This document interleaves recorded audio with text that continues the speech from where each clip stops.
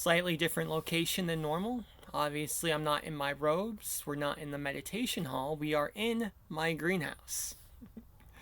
Yeah, if you follow me on Instagram or Facebook, or if you've been watching the channel for a while, you know I've been working on building this greenhouse for the better part of a year. Usually doesn't take people a year to build a greenhouse, but I didn't really know what I was doing.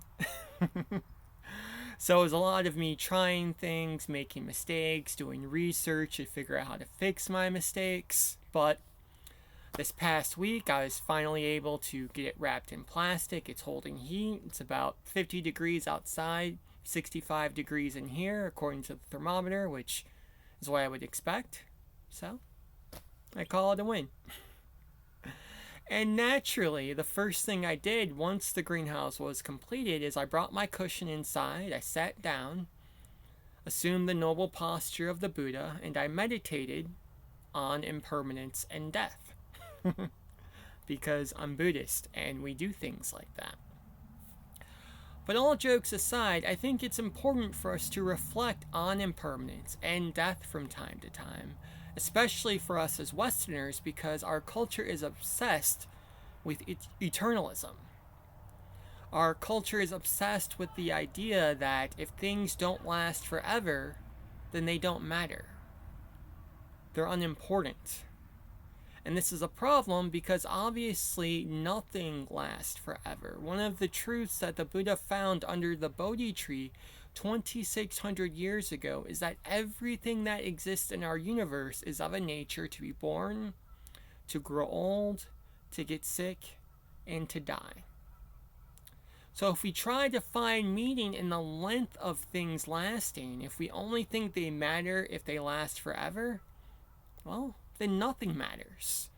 And we shouldn't build things, we shouldn't care for our loved ones, we shouldn't plant flowers in our yard because, well, eventually the flowers will die, our loved ones will move away, the greenhouse will get pushed over in a storm, who knows? And our view becomes very nihilistic.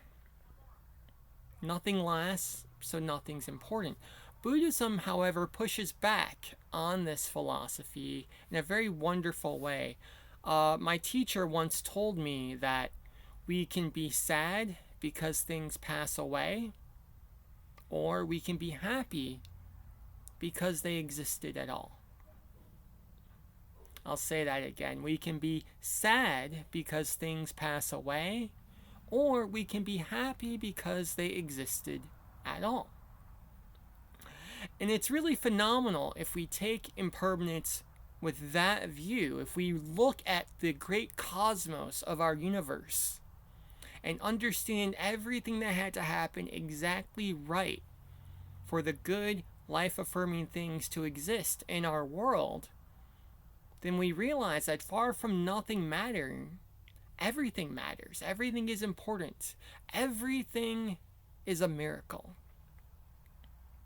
I'm eternally grateful when I think about the carpenters who cut the wood, the people who stack the lumber at the hardware store, the individuals who kept my car in working condition so I can get that lumber to the property, all the people who posted YouTube videos on how to build greenhouses, and the knowledge I used, their knowledge, not mine, in order to build this thing.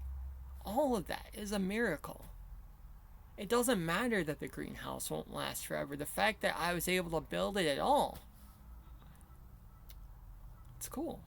It's inspiring. And the thing about this is that's true of everything in your life as well. You might think the dinner you're preparing for yourself and your family tonight is unimportant, but take a moment to think about everything that had to happen for your food to arrive on your table. The effort you put in to push it over the finish line so it's not just raw vegetables anymore. It's a meal that's nourishing you and your loved ones. Miracle.